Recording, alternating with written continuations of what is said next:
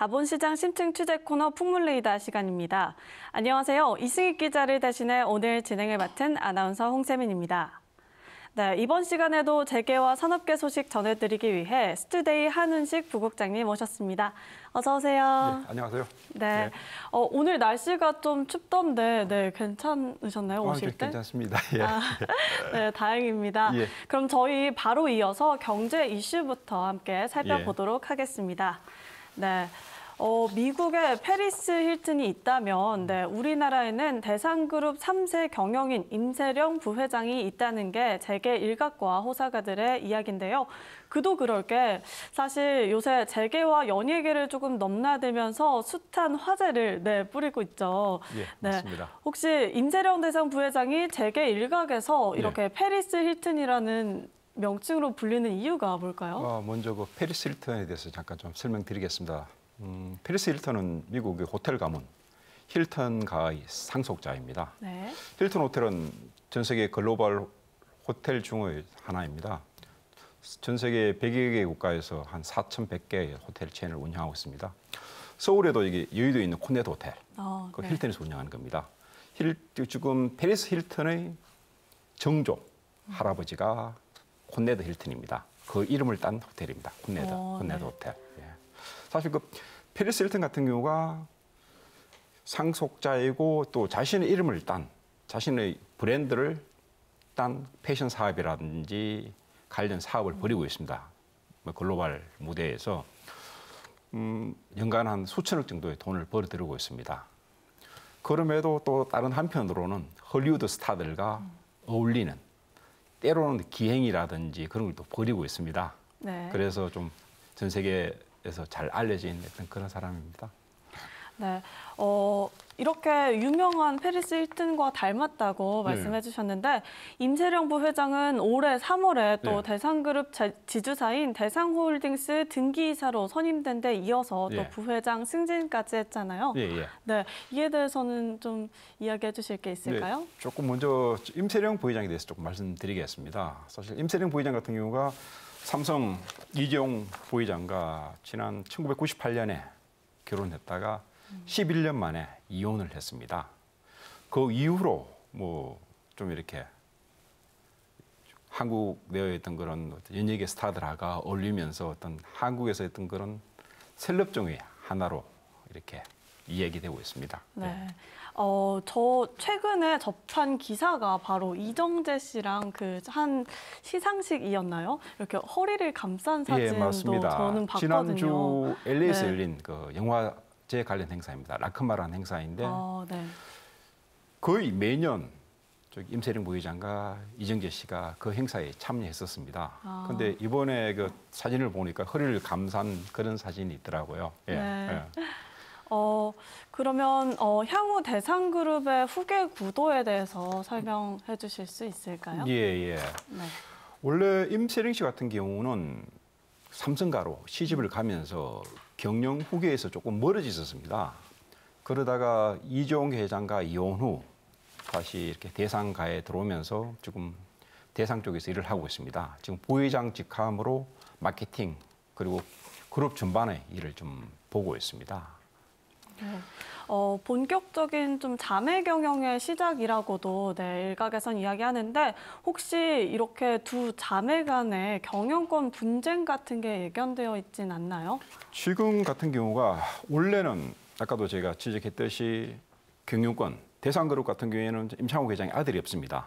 그래서 딸 2명입니다. 임세령 부회장 그러고 임성민 전무가 있습니다. 원래 임성민 전무 쪽으로 그룹의 어떤 경영권이 가기로 돼 있다가 임세령 회장이 다시 대상가로 오면서 지금 자매 경영을 하고 있습니다. 하고 있는데 원래는 이렇게 동생 임성민 쪽이 그룹 후계자 자리를 받으려고 하다가 뭐 최근에 어떤 그런 뭐 여러 가지 여건이라든지 그런 상황 때문에 지금 임세령 씨가 부회장으로 승진을 했었습니다. 승진을 하고 향후 그룹을 약간 이렇게 두 개 쪽으로 계열 분리를 할 것으로 관측됩니다. 언니, 임세령 부회장은 식품 쪽, 그리고 동생 임성민 전무는 이렇게 소재 쪽으로 각기 맡을 것으로 보입니다. 그런데 지금 이렇게 지주사 대상 지주의 어떤 그런 지분을 동생이 좀 더 많이 갖고 있습니다. 한 30% 정도 갖고 있고 언니가 20% 정도 갖고 있습니다. 지금은 이렇게 뭐 둘이 이렇게 뭐 자매 경영 좀 사이가 좋은 것 같지만 사실 사람 일이 모르지 않습니까? 그렇죠. 그러다 보면 어떤 둘 사이의 어떤 그런 경영권 분쟁이 좀 벌어질 수도 있다는 일부의 어떤 관측이 나오고 있는 그런 상황입니다. 네, 사실 저도 자매라서 네, 이렇게 경영권 분쟁이 향후 어떻게 될지는 정말 네, 기자님 말씀대로 좀 더 지켜봐야 하는 게 아닌가 하는 생각이 듭니다. 예, 맞습니다. 제가 개인적으로 조금 질문 드리고 싶었던 게 아까 전에 말씀해 주셨을 때 또 이재용 부회장과 1998년 결혼 후 2009년에 이혼했다고 말씀해 주셨는데요. 혹시 이 이혼 배경에 대한 약간 풍문 같은 게 좀 있을까요? 예, 당시 그 1998년 이재용 부회장하고 임세령 부회장이 결혼했을 때 어떤 세계 결혼이라고 불렸습니다. 네. 영남을 대표하는 삼성가, 당시 호남을 대표하는 어떤 대상가의 어떤 결혼이었고, 당시 결혼할 때가 사실 그 DJ 김대중 대통령 직공기였습니다. 삼성에서 뭐 어떻게 김대중 대통령의 눈치를 보느라 일부러 호남 쪽 가문을 택했다는 그런 이야기도 나왔었습니다. 네. 그리고 또 뭐랍니까 임세령 씨 같은 경우에는 결혼 이후에 그 이정재 씨라든지 정우성 씨 같은 그 연예계 스타들과 어울리면서 가끔씩 이렇게 연예부 그쵸. 기자들한테 많이 네. 노출이 됐는데 그쵸. 주로 임세령 씨가 입고 있는 옷, 네. 그 뭐 쉽게 얘기해서 뭐 시체 말로 전세가 패션이라고 합니다. 들고 있는 뭐 에르메스 네. 가방이 수천만 원인데 그쵸. 코트가 수천만 원인데 전부 합하면 뭐 몇 억이 된답니다. 그런 이야기 나오고 있습니다. 네, 몇 억에 달하는 패션을 입을 정도면 사실 뭐 임세령 부회장이기에 또 가능한 게 아닌가 싶긴 합니다. 네, 맞습니다. 네. 그리고 또 하나 사실 그 이정재 씨하고 임세령 씨하고 뭐 아직은 연인 관계이죠. 향후 그렇죠. 결혼할지 안 할지는 모르겠는데 관계가 쭉 지속되고 있습니다. 그 배경이 보면 둘의 어떤 그런 관심사가 비슷하다고 합니다. 패션, 그리고 뭐 영화, 그리고 부동산. 네. 예전 같은 경우는 남녀가 서로 이렇게 관심사가 다르면 서로 잘 어울린다고 했는데 요즘 같은 그렇죠. 경우에는 감심사가 이렇게 서로 생각하는 게 비슷해야 가치관이 네. 비슷해야 잘 어울린다고 일단 합니다. 대화도 잘 통하고 맞습니다. 하다 보니까 예, 예. 네, 관심사가 조금 아무래도 비슷해야 연인 예. 관계로 좀 이어지는데 좀 예. 도움이 되지 않을까 싶습니다. 예. 그러면 네, 마지막으로 임세령 부회장이 셀럽이 아니라 좀 경영자로서 어떤 모습을 보일지 궁금합니다. 예. 네. 사실 아직 한국적인 상황은 되게 좀 최근에 와서는 많이 좀 개방적인 문화 그리고 좀 다양성이란 걸 뭐 나름대로 포용을 하지만 아직은 한국적인 특히 한국적인 재계 상황에서는 굉장히 보수적입니다. 네. 임세령 같은 경우에는 경영자보다는 셀럽으로서의 어떤 그런 이미지가 더 강합니다. 그렇죠. 앞으로 어떤 임세령 부회장이 뛰어넘어야 할 허들입니다. 특히 뭐 이혼 경력이라든지 연예계 스타의 어떤 그런 연문서는 임세령 씨 개인 스스로가 네. 이렇게 극복해야 될 문제라고 생각합니다. 네. 아무래도 지금 연예계에 알려진 그런 모습들이 많다 보니까 셀러브리티로서의 모습이 좀 더 강하다고 정리해 주셨습니다. 예. 그럼 바로 이어서 다음 소식 한번 전해드릴 텐데요. 예. KT의 구현모호가 잦은 풍파에 또 흔들리고 있습니다. 다들 아시는 것처럼 국가기관 통신사인 KT에 최근만 하더라도 또 통신 장애가 발생했었잖아요. 그리고 불법 정치자금 조성 혐의가 있었는데요. 뿐만 아니라 최근에 또 사내 괴롭힘으로 직원이 자살하는 사건까지 발생했었습니다. 이런 논란 속에서 최근 KT 구현모 대표 등이 정치자금법 위반 혐의로 기소됐다면서요? 예, 맞습니다. 지난주에 이게 뭐 정치자금법 위반이라는 게 구현모 대표를 포함한 임직원들이 소위 말하는 버카 있지 않습니까? 네. 법인카드로 상품권을 구매를 해서 이걸 또 속칭 깡은해서 네. 현금을 만들어서 국회의원들 정확하게 99명에게 정치자금으로 뿌렸습니다. 이걸 검찰에서 약식 기소를 했습니다. 약식 기소라는 건 정식 재판에 회부하지 않고 향후 어떤 재판에서 어떤 벌금형 정도를 구형한다는 겁니다. 네. 벌금형 정도면 사실 뭐 과한 처사는 아닌 것 같긴 한데. 뭐 과한 처벌은 아닙니다. 그쵸. 아닌데 네. 뭐 이따가 다시 한번 말씀드리겠지만 구현모 대표가 네. 작년 초에 KT 대표이사로 취임을 할 때 네. 자기 임기 중에 좀 부정행위라든지 과실이 있으면 이사회의 어떤 사인 권고를 받아들이겠다는 약속을 하고 대표이사로 취임을 했습니다. 네. 향후 재판 과정에서 사실 뭐 검찰에서는 약식 교수를 했지만 다시 네. 재판부가 정식 재판을 청구할 수도 있습니다. 그렇게 되면 뭐 지금은 벌금형이 예견되는데 향후 뭐 다른 형이 예견될 그렇죠. 수도 있습니다. 네. 앞서 말씀드린 것처럼 통신대란 지난달에 발생했었고요. 그리고 직장 내 괴롭힘으로 직원이 자살하기도 했죠. 예, 예. 네, 이에 대해서는 좀 해주실 말씀이 있을까요? 사실 직원 자살이 9월 달에 벌어졌고 네. 10월 달에 통신대란이 있었고 이번 달에 정치자금법 위반 혐의가 이게 불거졌습니다. 거의 몇 달 새에 국정한 사건이 좀 터지고 있습니다. 구현모 회장 자신의 크다란 악재죠. 악재인데 사실 그 지난달 통신대란이 있었을 때도 KT 쪽에서는 원래 처음에는 뭐 디도스 공격이다 네, 맞아요. 했다가 다시 이게 뭐 네트워킹 오류다라고 이렇게 좀 원인에 대해서도 이렇게 좀 말을 번복했었죠. 말을 좀 분복을 네. 했었고 또 책임을 뭐 이렇게 네트워킹 오류 같은 경우에는 우리 책임이 아니라 협력업체가 잘못했다. 그런 식으로 좀 책임을 좀 떠넘기는 그런 모습을 보였습니다. 그러니까 시장에서 어떤 KT에 대한 신뢰가 많이 좀 깨진 거죠. 그렇죠. 그렇다면 왜 이 같은 악재가 연거푸 발생하고 있는지 또 구현모 대표의 모습이 보이지 않는다는 회사 안팎의 지적도 있잖아요. 구현모 KT 대표가 작년에 취임하면서 내세운 게 디지코입니다. 디지코란 게 디지털 KT. KT는 더 이상 통신기업이 아니다. 네. 탈통신을 외쳤습니다. 그런데 KT는 국가기관 통신사입니다. 그럼에도 불구하고 다른 통신기업이 하는 것처럼 뭐 AI라든지 인공지능 쪽으로 사업 방향을 전환하려고 했었습니다.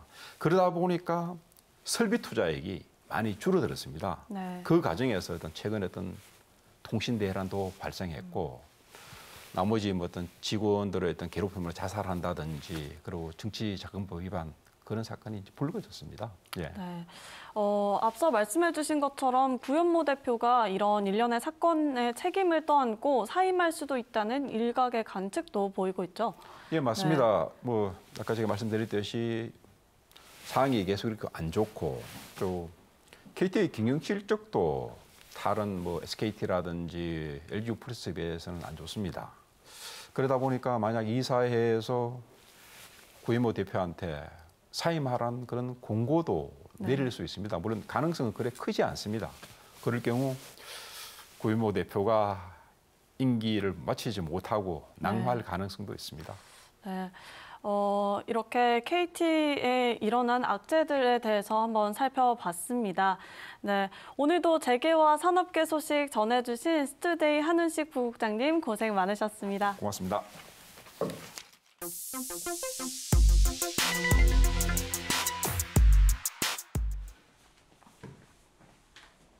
네, 한 주간의 증시 이슈에 대해 살펴보는 코너입니다.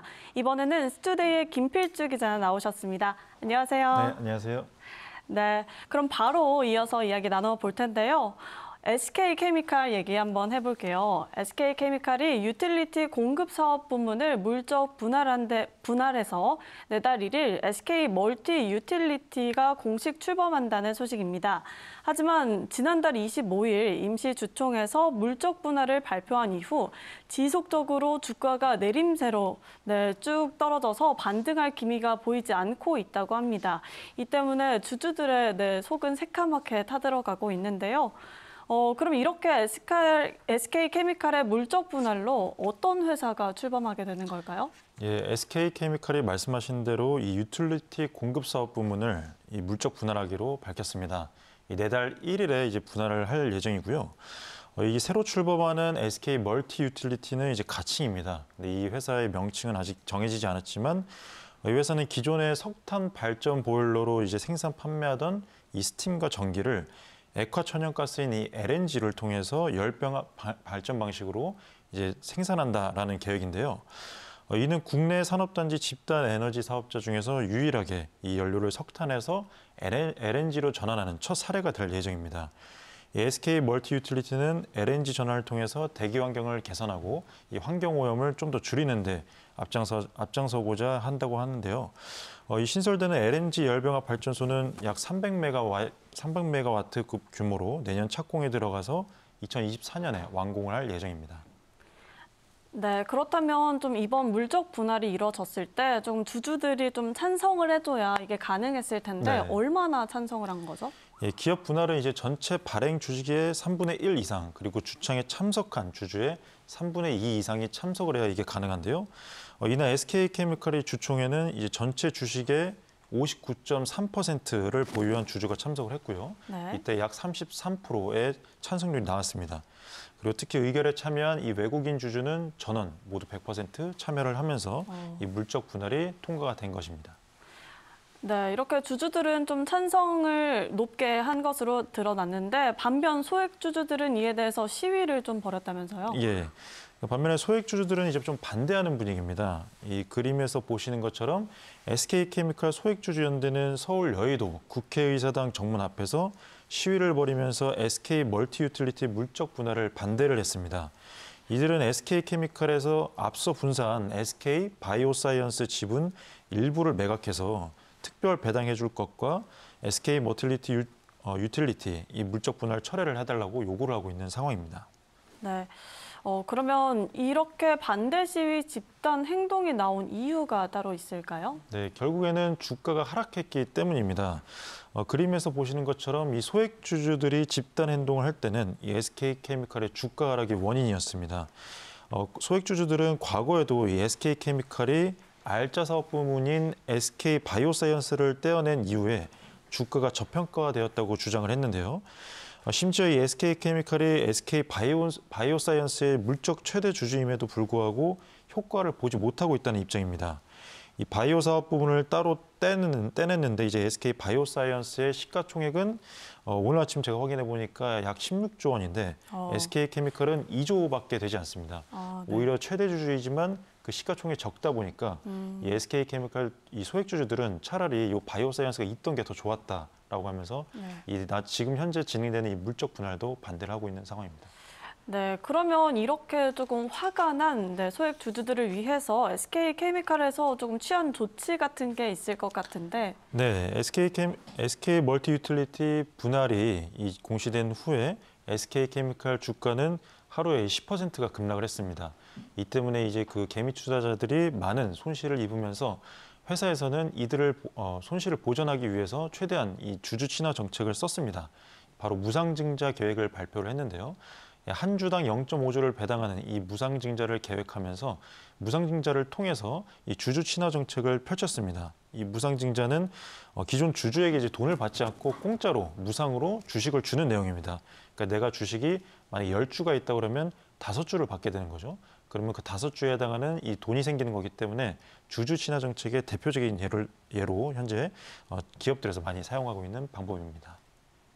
네, 그러면 이렇게 무상증자까지 실시했는데 네. 좀 어떻게 주가에 영향이 있었을까요? 네, 이런 호재들이 있었음에도 불구하고 주가는 크게 상승하지 못했습니다. 기관 투자자들과 개인 투자자들이 대거 매도를 했기 때문인데요. 지난달 8일부터 20일까지 기관 투자자는 약 177억 원, 개인 투자자는 4억 5천만 원 정도 순매도했고요. 반면에 이제 기관 외국인 투자자는 순매수를 했습니다. 이러한 투자자들 사이에서 이 무상증자를 통해서도 이 주가가 회복되지 않자 SK그룹이 이 계열사 주가 관리를 너무 등한시하는 것이 아니냐라는 지적이 퍼져나오고 있습니다. 네, 이렇게 SK케미칼과 관련된 이야기 나눠봤습니다. 다음 바로 이어서 휴젤 이야기 한번 해볼 텐데요. 10일 식품의약품안전처가 휴젤의 보툴리눔 톡신제제, 일명 모두들 아시는 그 보톡스 4개 품목에 대해 허가 취소 절차에 착수했다는 소식이 전해졌습니다. 따라서 휴젤의 주권 매매 거래는 정지됐는데요. 이번 식약처의 조치에 대해서 좀 설명해 주실까요? 예, 식약처는 이번에 휴젤이 약사법을 위반했다면서 이 거래 정지를 앞서서 또 출하 정지를 시켰습니다. 이 국가 출하 승인을 받지 않고 판매한 이 휴젤의 보톡스 4개 품목에 대해서 이제 시판 허가를 취소한다고 밝혔는데요. 이 보건위생상 이 특별한 주의가 필요한 품목은 국가 출하 승인을 받아야 됩니다. 하지만 이 국가 출하 승인을 받지 않고 시중에서 유통이 됐다고 판단했기 때문에 이 잠정 제조 중지 처분과 폐기 절차에도 착수를 했고요. 전문가 대상 안정성 속보 또한 배포를 한 상황입니다. 네, 휴젤은 국가 출하 승인을 받지 않아도 되는 품목인데 이번 조치가 예. 맞나요? 예, 휴젤은 이제 식약처로부터 이제 처분을 받은 게 너무 과하다라고 주장을 했습니다. 애초에 이게 국가 출하 승인을 받지 않아도 되는 단순 수출용 물품인데 국가 출하 승인을 받아야 되는 것으로 갑자기 식약처가 얘기를 하면서 너무 과도한 처분이라고 주장을 했는데요. 관행상 이 휴젤을 비롯한 보톡스 업체들이 이 보톡스 제품을 만들면 내수용은 국가 출하 승인을 받습니다. 하지만 이 수출용은 국가 출하 승인을 안 받아도 되고 이 휴젤에서 보톡스를 생산하면 이 승인을 안 받은 물품들은 대부분 보따리상한테 판매를 해서 이 보따리상이 해외로 수출을 했었습니다. 하지만 이 식약처에서는 이 보따리상에게 판매한 자체가 국내 판매가 아니냐라고 하면서 이번 제재를 한 건데요. 이에 대해서 이 휴젤은 국가 출하 승인을 받아야 한다는 논리로 이번 조치를 내렸다는 게 너무 과하고 이 대상 의약품이 아니기 때문에 약사법 위반에 해당되지 않는다고 현재 주장을 하고 있는 상황입니다. 네, 이렇게 부당한 처사라고 이야기를 하면서 휴젤 측에서 법적 대응까지 불사한다면서요? 예, 휴젤 측은 이 식약처가 기존에 안내되거나 문제되지 않았던 유통 관행에 대해서 종전과 다르게 갑자기 법을 해석을 달리했기 때문에 이거는 문제가 충분히 있다라고 이제 판단을 한 것 같습니다. 그래서 이 법리적 판단이 존재하는 이 규정 자체에다가 너무 갑자기 이 엄격한 무리한 해석을 내린 식약처의 처분에 대해서 법적 소송까지 진행을 할 예정이라고 하고요. 취소 소송을 제기하면서 동시에 집행 정지 신청을 내겠다고 밝혔습니다. 네, 그렇다면 휴젤뿐만이 아니라 이렇게 보톡스 4개 품목과 관련된 그런 품목을 판매하는 회사가 있을 텐데 이 밖에 다른 회사에 대해서는 어떤 조치가 있었을까요? 네, 이번에 휴젤 말고도 이 파마 리서치 바이오라는 이 회사도 이 정지 처분을 받았습니다. 이 국가 출하 승인을 받지 않고 이 보톡스 2개 품목에 대해서 이 국내 판매한 사실을 적발했다고 이제 식약처가 밝혔는데요. 이 파마 리서치 바이오는 코스 4개 상장된 업체입니다. 그래서 이날 하락률이 거의 15%까지 하락을 했고요. 파마 리서치 바이오의 모회사인 이 코스닥 상장사인 파마 리서치도 약 8%가 주가가 급락했었습니다. 네, 그러면 또 휴젤의 경쟁사라고 알려진 메디톡스는 이에 대해서 어떤 조치를 했나요? 메디톡스도 마찬가지로 지난해 10월 달에 이런 동일한 처분을 받았었습니다. 휴젤과 같은 이유로 주력 제품에 대해서 허가, 취소 조치를 받았지만 법적으로 다퉈볼 여지가 있다라고 판단을 해서 현재는 집행 정지 판결을 받았고요. 현재 식약처와 메디톡스는 이 허가 취소가 타당한지를 놓고 본안 소송을 현재 벌이고 있는 상황입니다. 네, 이런 휴젤의 주장에 이어서 식약처의 입장을 또 설명해 주셔야겠죠? 네, 휴젤의 이런 주장에 대해서 식약처도 이제 입장을 밝혔는데요. 휴젤은 도매업체의 제품을 넘긴 것은 이 수출 목적이기 때문에 식약처장의 승인이 필요 없다고 주장을 했습니다. 하지만 식약처는 이 수출 목적에 대해서는 승인이 필요하지 않는 게 당연하지만 애초에 이 보따리상인 이 국내에 있는 도매업체한테 물품을 넘긴 것이 잘못됐다라고 얘기를 했고요. 또 심지어 이 도매업체가 국내에 또 따로 별도로 유통을 했다는 사실을 확인을 했다고 합니다. 그래서 어쩔 수 없이 이거는 국가 출하 승인을 받았어야 되는 제품이다라고 하면서 현재 이 식약처의 입장을 그대로 고수하고 있습니다. 네, 그러면 한국거래소에도 조치가 따로 있었을 것 같은데 이에 대해 설명 좀 해주시죠. 예, 한국거래소는 이러한 식약처의 품목 허가 취소 절차가 착수한다는 소식을 듣자 바로 조회 공시를 요구를 했습니다. 이에 따라서 오전에 급락했던 휴젤이 갑자기 거래 정지가 되는 심정지 상황이 왔는데요. 오전 11시 30분경에 휴젤의 주식 거래가 정지가 됐습니다. 이 조회 결과가 공시된 뒤 30분 뒤면 매매 거래 정지가 만료가 되지만 휴젤은 오늘까지도 이 조회 결과를 공시하지 않고 있어서 현재 주식 거래는 중단됐고요. 그리고 이때 하락을 맞이하고 결국에 매도하지 못한 개인 투자자들은 이 손실을 아직까지도 감내를 하고 있는 상황입니다. 네, 휴들과 또 식약처의 입장 그리고 한국거래소의 조치까지 함께 살펴봤습니다. 다음은 그랜드 하얏트 호텔 관련 소식 이야기 한번 나눠볼 텐데요. 최고의 위치로 알려졌죠. 또 그랜드 하얏트 호텔 주차장 부지 매각이 완료됐으며 그랜드 하얏트 서울 호텔의 건물과 부지를 소유 중인 서울 미라마 유한회사는 최근 2등 자산운용사 디벨로퍼 UOD 등 컨소시엄으로 구성한 프로젝트 금융투자 회사의 부지를 매각했다는 소식입니다. 이 이야기 나누기 앞서 먼저 광고 보고 오겠습니다. 이 많은 코인 중 나는 무엇을 믿고 선택해야 할까? 대한민국 어디서나 결제를 바로, 쓰는 즉시 할인이 바로. 난 페이코인을 믿고 쓴다. 코인을 바로 쓰다. 페이코인.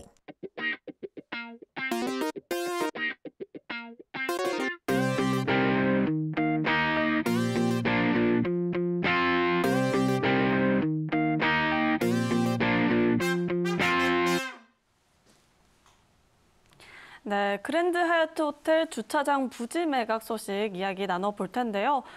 최고의 위치라고도 알려졌죠. 이번 매각 대상의 토지는 어떤 물건인가요? 네, 그 앵커분께서 혹시 이 그랜드 하얏트 호텔 가보신 적 있으신가요? 저는 멀리서만 지켜보고 직접 네. 가보지는 않았습니다. 네, 이 그랜드 하얏트 호텔은 남산 바로 앞에 위치를 했습니다. 이태원 그리고 한강진역 사이에 있는데 한강진역에서 좀 더 가깝거든요. 이 한강진역 인근에 위치한 이 그랜드 하얏트 호텔의 주차장 부지가 매각이 된 것입니다.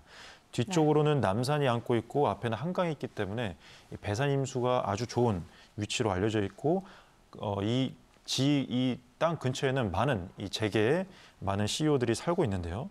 앞쪽으로는 한강을 조망할 수 있어서 이 한남동에서는 마지막으로 남은 최적의 초고급 주택 부지로 알려져 있습니다. 네, 그러면 이렇게 최고급 주택 부지라고 했으면 매각 규모와 또 매수 주체에 관심을 안 가질 수가 없겠죠. 네, 맞습니다. 네. 총 매각 금액은 약 2천억 원입니다. 이번에 매각이 된 그랜드 하얏트 호텔의 주차장 부지는 호텔 전체 면적 중에서 이 남서쪽으로 위치한 주거용 토지인데요. 총 8개의 필지로 이루어져 있고 면적은 약 2,650평입니다. 이 그랜드 하얏트 서울 호텔의 건물과 부지를 소유 중인 서울 미라마 유한회사는 최근 이 이든 자산운용과 이 PFV의 이 부지를 매각을 한 사실이 드러나면서 약 2천억 원의 이 수익을 확보한 것이 확인이 됐습니다. 그러면 많은 자산 운용사들이 여기에 눈독을 굉장히 들였다고 하는데 그 이유가 뭘까요? 네. 특히 이 매각이 된다는 사실이 알려지면서 올해 초에 많은 자산운용사와 부동산 업계에서 관심을 들였습니다. 이 주차장 매각 부지 소식에 따라서 이제 대형 건설사들과 자산운용사들이 눈독을 들인 건데요. 네. 이 투자은행 업계와 부동산 관계자는 이 호텔 주변에는 나인원 그리고 유엔빌리지, 더힐 이렇게 고급 주택들이 있는데 이것들과 함께 발전을 하게 되면 충분한 이 지가 상승이 고려가 된다라고 판단했기 때문에 좀 더 눈독을 들였고요. 한남동이 이제 고급 주택의 명소이기 때문에 아무래도 누구나 여기를 갖고 싶어하는 명소였던 것 같습니다. 네. 그러면 이렇게 매각이 이루어졌으면 누군가는 또 이득을 받겠죠. 이번 매각으로 인해 수혜가 좀 예상되는 회사가 있다면요? 예, 이번 매각으로 대규모 자금이 유입되면서 서울 미라마 유한회사의 주요 주주들이 그 혜택을 볼 것으로 전해졌습니다. 주요 주주는 KH그룹의 KH플룩스, 그다음에 KH일렉트론, KHENT, 그다음 장원테크 이러한 KH 그룹 계열사들이 주요 주주인데요. 이들이 매각 차익 실현을 통해서 재무 건전성이 한층 더 높아질 것이라는 전망이 지금 시장에서 나오고 있습니다. 네, 이렇게 그랜드 하얏트 호텔 주차장 부지 판매로 인해서 어떤 회사가 또 이득을 보고 또 어떤 결과가 났는지 지금까지 함께 살펴봤습니다. 이번에는 EN코퍼레이션 이야기를 한번 해보려고 하는데요. EN코퍼레이션이 스터리 O&M, 그러니까 운영관리 기업인 대양엔 바이오 지분을 인수하면서 산업용 스터리 플랫폼 구축을 완성하고 통합 솔루션을 제공한다는 계획입니다. 이번에 인수한 대양엔 바이오 어떤 회사인지 한번 설명해 주실까요? 네, 지난 30년간 국내외 200여 개소의 하수 처리장을 운영하고 이 소각시설 등의 이 환경시설 운영 서비스를 제공해온 회사입니다. 기술력 신형으로 현재 인정을 받고 이 운영 관리 전문 회사로 거듭났는데요. 종합 시운전 국내 1위, 그리고 하수 O&M 국내 상위권 실적을 보유하고 있는 아주 알짜 기업입니다. 네, 그러면 이번에 이렇게 대양엔바이오를 인수한 목적이 있을 텐데 네. 어떤 목적으로 인수를 했죠? 예, EN코퍼레이션은 이러한 수처리 전문 기업 대양엔바이오를 인수하면서 산업용 수처리 플랫폼 구축을 이번에 완료하고 통합 솔루션을 제공한다는 계획입니다. 이 대양엔바이오 공공부문 O&M 그 기술력과 노하우가 자회사인 이 한성크리텍이 보유하고 있는 산업용 수처리 기술과 접목을 시키면 상당한 시너지가 날 것이라고 판단을 했는데요. 이번 인수를 통해서 수처리 EPC 분야로부터 액상 지정 폐기물과 산업폐 수처리, 그다음에 O&M 분야까지 사업 영역을 확대할 예정입니다. 이러한 차별화된 산업용 수처리 밸류체인을 통해서 수처리 산업 전 영역에 걸친 모든 솔루션을 한 번에 제공할 계획입니다. 네.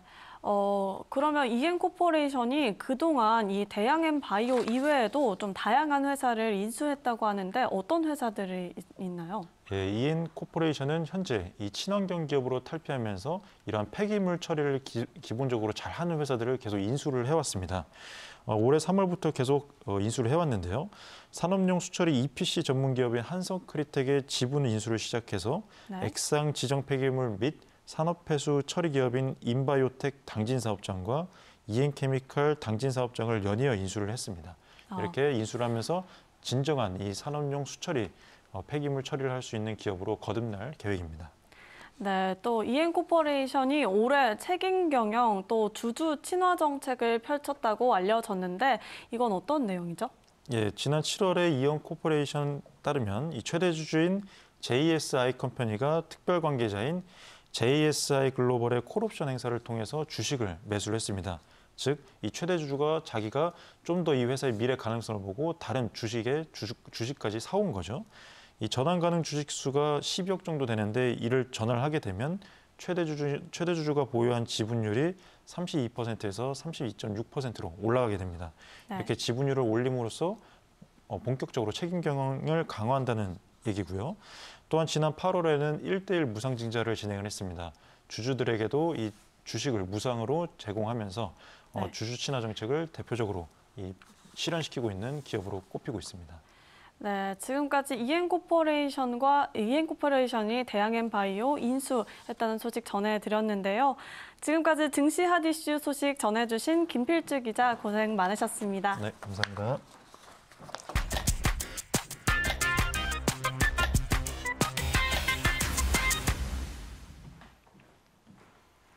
이번 코너는 한 주간의 암호화폐 소식 전해드리는 블록 위클리 시간입니다.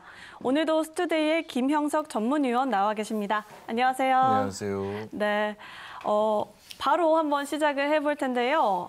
네, 재단을 올리는 개발자가 있다는 소식입니다. 네, 암호화폐 사업에 진입하는 재단이 좀 많아지면서 암호화폐 산업에 익숙하지 않은 신생 재단들이 피해를 보는 경우가 속출하고 있다고 합니다.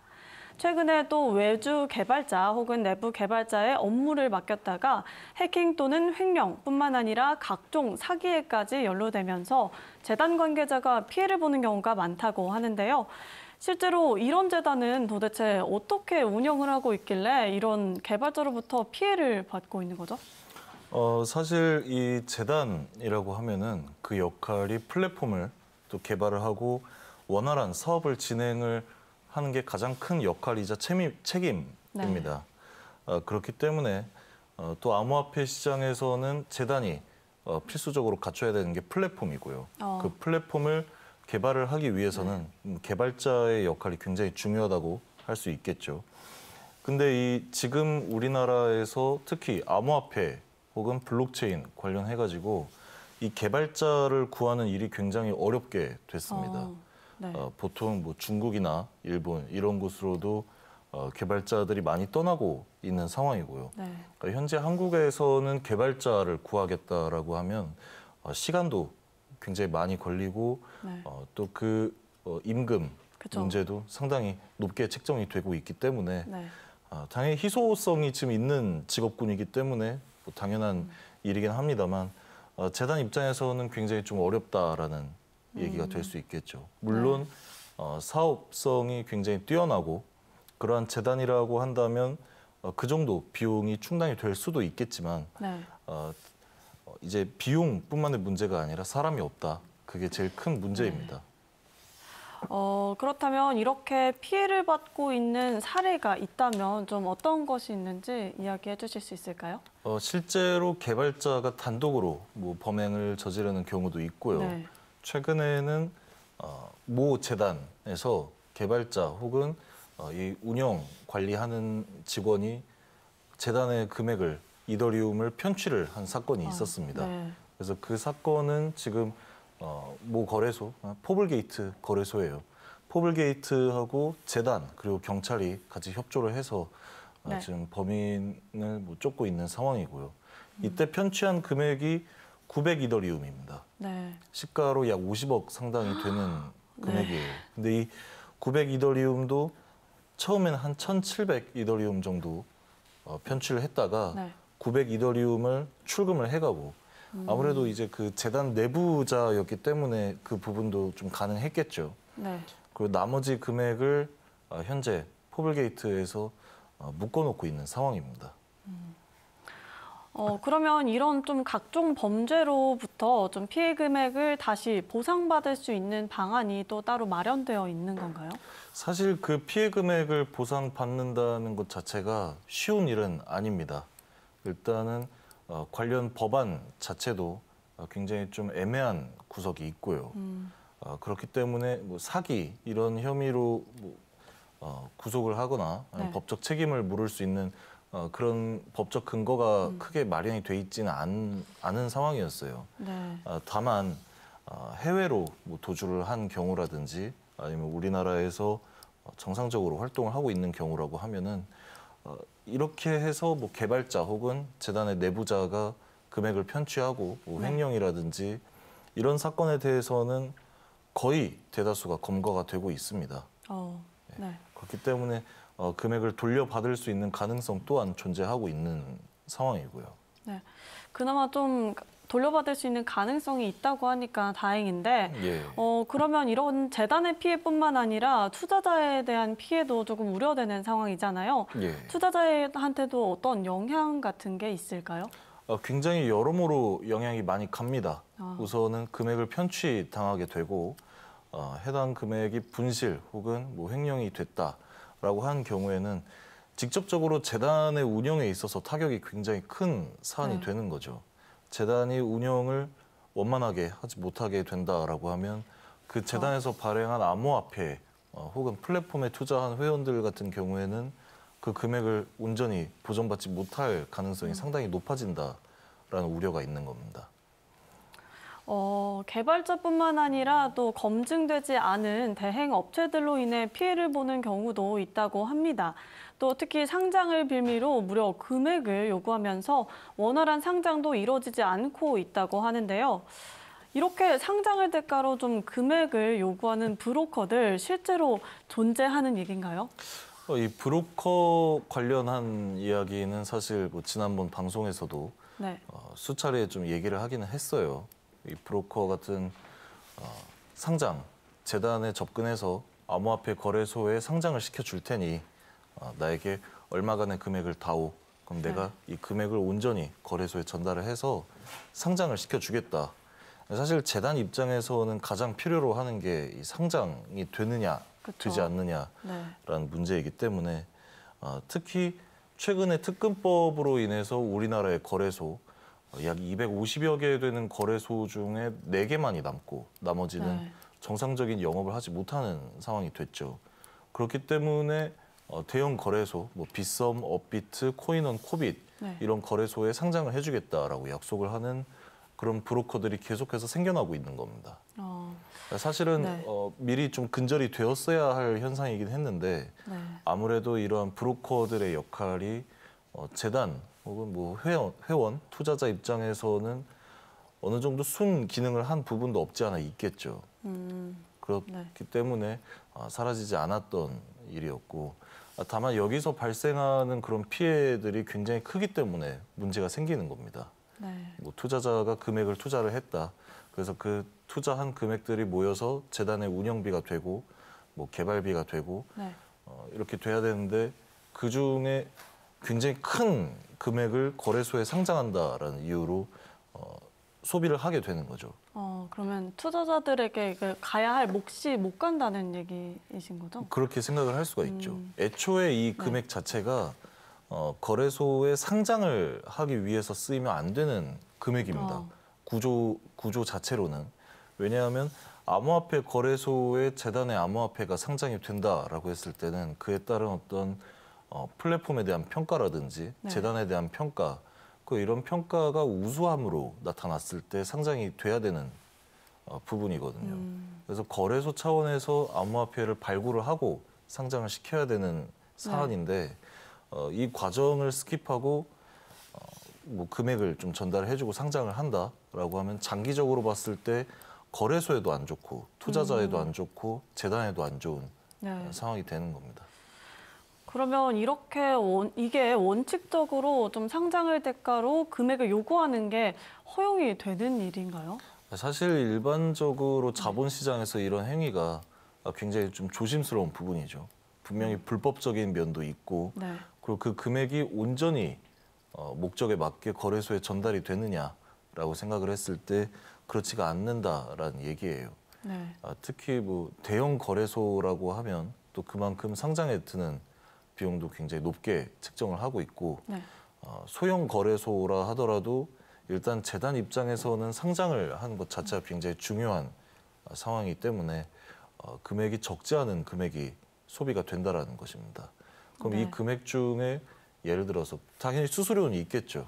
수수료라든지 뭐 대행함에 따라서 그 브로커들이 챙기는 금액이 있겠지만 이 구조 자체가 혹은 비율 자체가 정상적이지는 않아 보인다라는 것입니다. 네, 이렇게 금액을 요구하는 게 좀 비정상적인 행위다라고 말씀을 해주셨는데 개발자나 대행업체 등 각종 사유로 피해를 입는 경우가 상당히 많잖아요. 그래서 재단 차원에서 좀 이런 피해를 방지할 수 있는 방법이 따로 마련되어 있을까요? 우선 개발자라든지 또 대행업체라고 한다고 해서 무조건 나쁘게 지금 볼 사안은 아니에요. 제가 오늘 이야기를 그렇게 했다고 해서 굉장히 실력을 가지고 열심히 해주시는 개발자분들도 많으시고 저도 뭐 암호화폐 업계에서 근무를 하면서 굉장히 좋은 개발자분들도 많이 만나봤어요. 그 자신의 어떤 작업이라든지 아니면 어떤 기술을 형성하는 데 있어서 나름대로의 자부심과 철학을 가지고 또 일을 하시는 분들도 많기 때문에 그런 분들은 당연히 뭐 존경받아야죠. 대행업체라 하더라도 그 대행업체가 정말로 필요한 서비스, 그 재단이 쉽게 할 수 없는 그 일들에 대해서 합법적인 선 내에서 도와준다, 일을 해준다라고 한다면 사실 그것만큼 뭐 칭찬한 일이 또 어디 있겠습니까? 그런데 재단 차원에서는 이런 부분에 대해서 명확하게 가리기가 굉장히 어렵다라는 것입니다. 왜냐하면 현재 지금 우리나라에서 암호화폐 사업을 진행을 하고 있는 재단들 중에 정말 오랫동안 재단 운영을 한 재단도 있겠지만 진짜 단순히 사업 아이템 혹은 아이디어만 가지고 새롭게 뛰어든 재단들이 굉장히 많아요. 이런 재단들 같은 경우에는 업력이 그렇게 길지가 않기 때문에 사실 이런 뭐 개발자라든지 아니면 기술력 그리고 대행업체의 진정성 이런 부분에 대해서 검증할 수 있는 그런 어떤 환경 혹은 배경이 많이 부족하다라는 것입니다. 그렇기 때문에 이런 부분들에 있어서 재단 차원에서 좀 더 열심히 리서치도 해보고 뭐 회원들의 얘기도 한번 들어보고 그렇게 하면서 뭐 개발자라든지 대행업체들을 선정하는 데 있어서 좀 많이 따져봐야 된다라고 할 수가 있겠죠. 재단 차원에서 직접 발로 뛰면서 이런 업체 선정에 좀 주의를 기울여야 한다고 말씀을 해주셨습니다. 그러면 이 재단뿐만이 아니라 투자자 입장에서도 이런 재단을 좀 잘 피해가는 것도 중요해 보이는데요. 어떤 점을 좀 주의해야 할까요? 우선 또 저 같은 경우에는 재단의 어떤 사업성이라든지 플랫폼의 비전 이런 걸 굉장히 많이 체크를 하고 있습니다. 뭐 개인적으로 투자도 좀 하고 있긴 하지만 그렇게 했을 때 절대로 쉽게 투자를 하지는 않아요. 재단이 얼마나 건전하게 운영을 하고 있고 그리고 실체가 있는 사업인지 그리고 이 실체가 있는 사업이라 하더라도 또 그 앞으로 이루어 나가고자 하는 플랫폼의 비전이 실현이 가능한 것인지 이런 부분들에 대해서 좀 많이 꼼꼼하게 따지고 네. 투자를 하는 편입니다. 네. 그렇기 때문에 투자자 입장에서도 단순히 뭐 호재 혹은 악재 이런 것만 신경을 쓸 게 아니라 내가 투자하려고 하는 그런 어떤 암호화폐를 발행한 재단, 네. 암호화폐 자체의 어떤 기술력이라든지 플랫폼도 굉장히 중요하지만 재단이 실제로 건전하게 운영을 하고 있는지 혹은 법적인 문제는 없는지 그리고 이 재단에서 뭐 백서라든지 홈페이지 등을 통해서 주장을 하고 있는 네. 본인들만의 어떤 그 플랫폼의 비전이라고 하는 것이 정말 실현 가능성이 있는지에 네. 대해서 남들한테 물어볼 게 아니라 사실 스스로 그쵸. 뭐 인터넷을 통해 좀 리서치를 해보는 게 굉장히 네. 필요해요. 그게 선행이 되지 않고 투자를 했을 때 특히나 이런 가격 뭐 등락이 굉장히 빠른 암호화폐 시장에서는 문제가 발생을 했을 때 네. 그 이멀전시 리페어가 자체가 안 된다라는 겁니다. 일반 투자자 입장에서는. 네. 그렇기 때문에 그러한 내용들을 좀 꼼꼼하게 따지는 습관을 네. 투자자 자체가 가지는 게 굉장히 중요하다고 할 수가 있겠습니다. 네.